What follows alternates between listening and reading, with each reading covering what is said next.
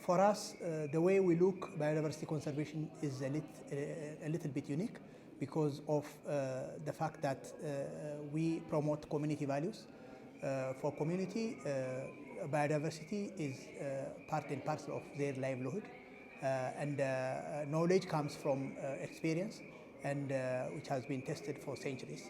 And then it has not been, of course, necessarily explained, should not be necessarily explained only by scientific narratives, but they experience it. And we have developed different methodologies to value and also to build confidence of communities that their knowledge system is valuable, because all scientific also findings, the basis for those scientific findings comes from what is really there on the ground. The difference would be this knowledge system has not been written, and then even some of this knowledge system cannot be even explained in terms of statistics or rational thinking, what science is calling.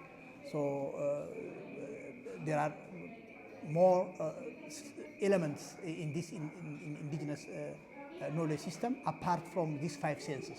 So there is intuition, there is feeling, and there is also imagination, which can be felt or which can be expressed only through experiencing. So we are very much valued in this indigenous knowledge, and we closely work with communities in different contexts.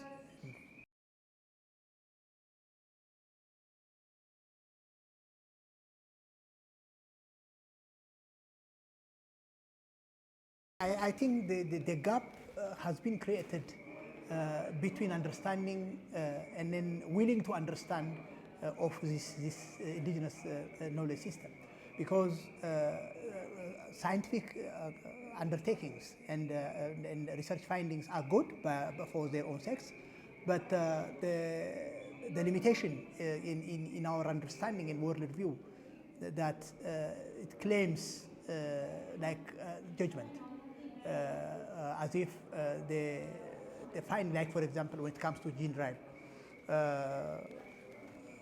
the nature, how it works, in terms of how it works, even science itself witness that cannot be understood fully. It's about exploration, it's about engagement and then follow-up.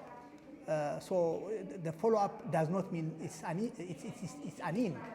So in this way, I mean, in this matter of approach, you cannot conclude that the released gene is going to be in control once you release it in the outer environment. In terms of indigenous knowledge approach, knowledge is not something to be discovered, because discovery has an end, and then the connotation is it's an end of something. But knowledge is something that you are living, and then you cannot exhaust experiencing knowledge. So you learn from nature, because nature has got its own order, and what makes knowledgeable about elders, wise people, for example, who may not necessarily go to school.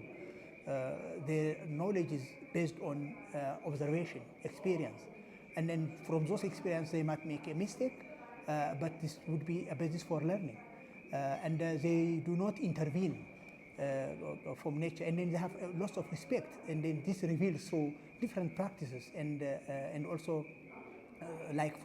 through rituals, for example, and then through also even interpretation of what they see even in their dream, and then also the emotional attachment with nature. So they are very much respectful to nature. It doesn't mean that they don't explore. They explore from their perspective. Like for example, if we see food science, for example, in science in indigenous perspective, those ancestors are the ones who really inherited us the type of food, especially in Africa, all chemistries, fermentations, and in all interactions with nature, interplay of mixing different spices and all these things. This is science itself, and then this didn't come out of the blue. it's out of exploration. When it comes to medicine, for example, traditional medicine, that is also in harmony with nature and learning from nature and in experiencing. So when we say indigenous knowledge, it doesn't mean that it's static. It's evolving, and then it's learning, and then they are the ones who are scientists, but they are not intervene to the extent that they breach the law of nature. So when it comes to this approach of, for example, genetic engineering and the issue of gene drive, you see, trying to understand how nature works is one thing, but breaching the structure and then also coming up with own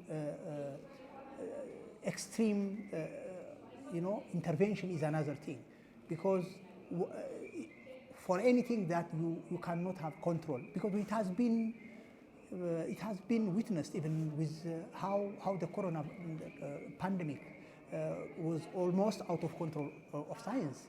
So this shows that, I mean, once you get into something that you don't know, technology cannot save you, and then it will be maybe diminishing the entire system of the globe. So that is really concerning.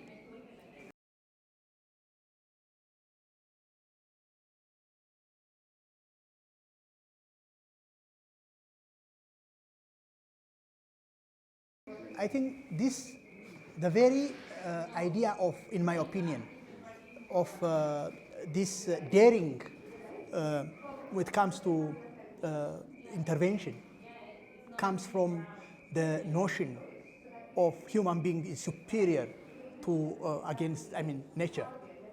That mindset is really the driving force for humans, that they can do everything, and then they are superior of nature, and they can shape nature. So that's really dangerous trend. And the third thing, from even my own perspective, wherever I think of these things, is that it seems like we are not even willing to learn from our mistake, and that is the very sad thing. So that's really the mindset of human domination against nature. That's why they want to be superior, remain superior, and then they think that even if they do some mistake now, then they can correct. But some mistakes are like gene drive is irreversible once you do that. And it's witnessed recently with the COVID pandemic. Once the virus has been released out, and then it was very difficult to capture it again.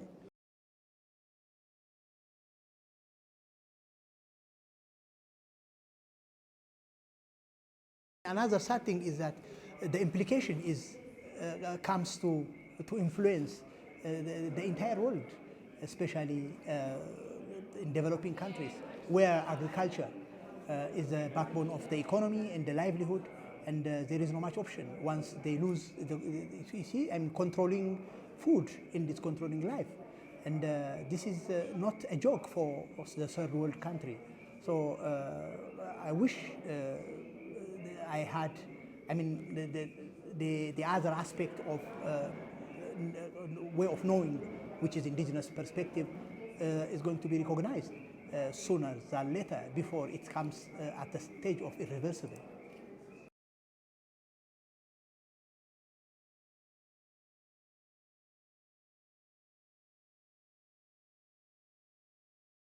I think most people, who are thinking in the same line, the saddest thing is that even what we witness here in this kind of, the great extent of interaction and also high level of negotiation, it seems like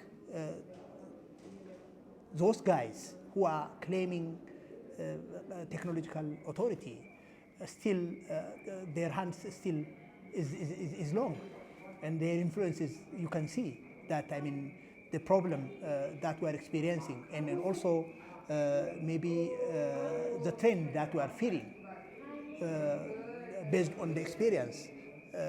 In fact, they admit this, but while they are admitting, but when it comes to be part of the solution, then they still come with the same approach of reversing or mitigating the problem through the same approach, which is technological approach. So that's the sign of like that we are not learning from our mistake, and we should really we should pause and think critically if we are really honest for the human being, for the right of nature and human, and especially for future generation, that the trend is really dangerous. And then we cannot solve, as Einstein says, that with the same mindset where the initial problem has been created. So we need to shift to another approach, because how the larger population has survived and then even still getting fed is from the smallholder agriculture. And what's wrong with that? And then the common argument coming from the other side is always that we cannot feed the exploding world population by the traditional farming. But in practice, the traditional farming is the one which is feeding the world even now, the majority of people. So this is really not right, in my opinion.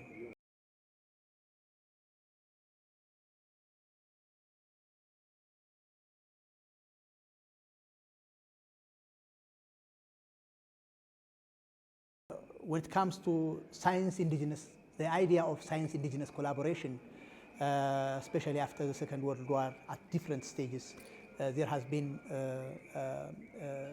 attempts for science in writing, though, to try to recognize and understand indigenous knowledge and collaborate in research, in whatever collaborative work, things like that. But in practice, this is like dominated by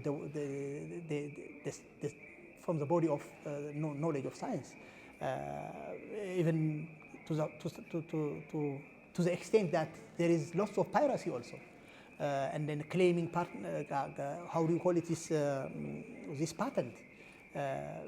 Even what is GMO? GMO is about patenting life. This is very much really concerning. So unless otherwise we happen to be in a state of equilibrium, maintaining equilibrium between these two knowledge systems. I don't mean that I'm not personally blind, that I'm ignorant of science. That's very important for us as we are evolving in our thinking, in development, in our world changing scenarios here and there, internal and external. We need it, but also we shouldn't really be ignorant, which is vital about the other way of knowing through living in harmony with nature.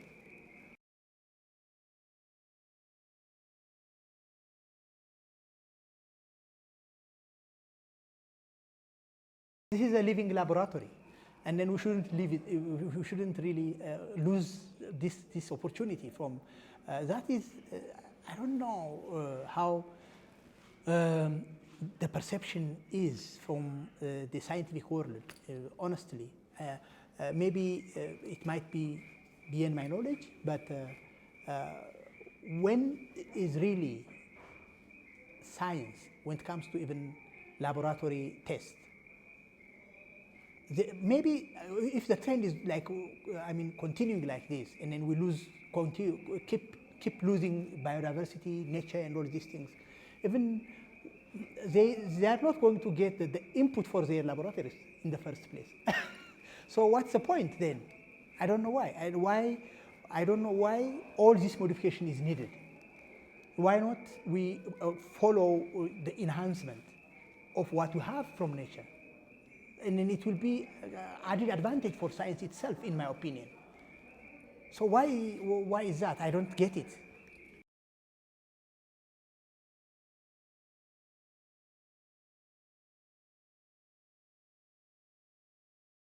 I just want to link this with the notion of human domination, the mentality of human domination, because unless otherwise they make extinct the one that is existing and start from their own way of establishing something, they may think that there is no true domination. That's why even they want to try create even soul, with this cloning, whatever technology. Then, in my opinion, that is an absolute claim of domination against nature.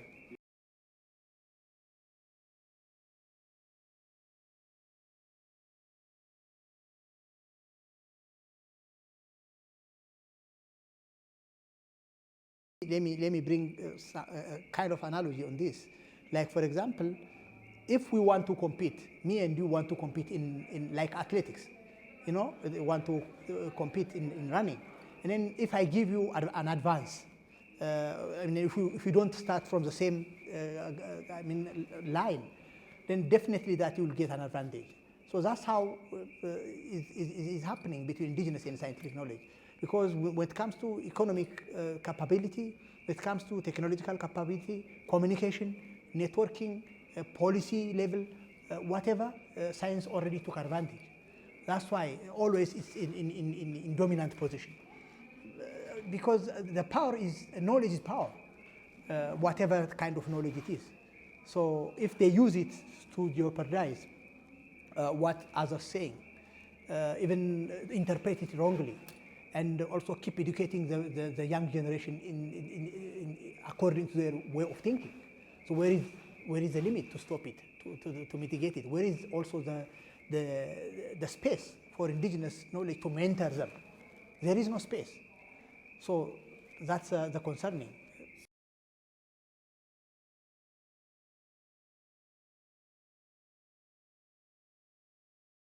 I think the only option in terms of creating space, even though it's time-taking process, is empowering a community to speak for themselves and to really make them say no.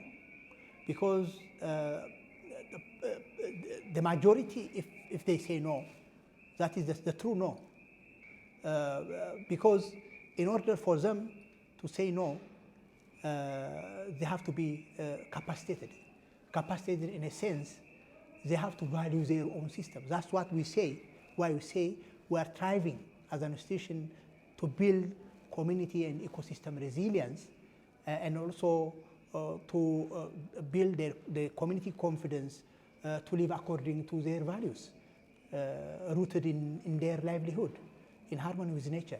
So once they believe in that, because there are many cases in our partners how they, for example, agricultural productivity were enhanced when they get back to their normal and nature-based intervention. Because you see, it's not about increment of productivity. If I take agriculture as an example, it's about also enhancing nutritional security. It doesn't necessarily mean that you eat too much with rubbish, I'm sorry for the word, you are beneficial. But what matters is nutrition. So when it comes to poor, the so-called poor, according to this World Bank Development Index, I mean, there are many criteria that for one to be rich or to be considered to be rich or poor. But anyway, those people who are considered that they are poor, they don't even, I'm telling you from the practical experience that they might not even consume or eat meat once in a year even, but they are very much healthy. They are strong. They are thin, of course, when to the appearance, but they are, and then they of course, when you see individual story, they are long liver. If you don't refer the statistics of life expectancy, something like that, and that's, when you go individual case by case, and in most people, especially in the old days, they live long, more than 100. And why? Because they consume diverse seed, which are nutritious, which replace protein, vitamin, carbohydrate, whatever they get from there. So which one is better? What is food security in the first place? Is it just filling your tummy with whatever food that you are eating, or not much, but enough for you to be strong, to stay strong. So that is the thing.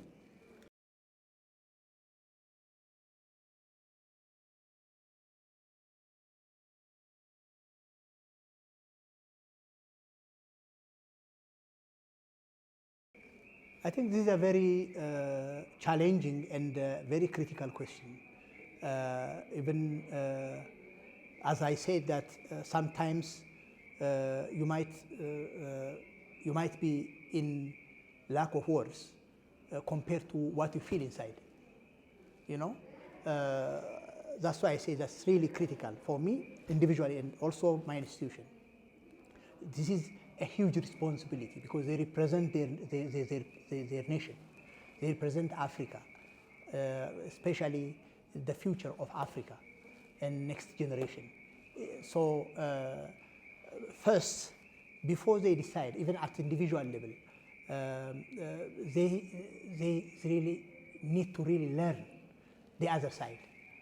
Rather than, if it's rational also for an educated person, especially, to judge before judging, to understand also what the other way of knowing, or what the other part of argument is all about. And then not like superficially, but like as they learn, as they took time for science, they have to also took time for understanding what it means, what indigenous knowledge means. It's not just like an article, it's not like a reading article. They have to, because one of the learning methodology of indigenous knowledge is being living with it and give time, like ethnographically.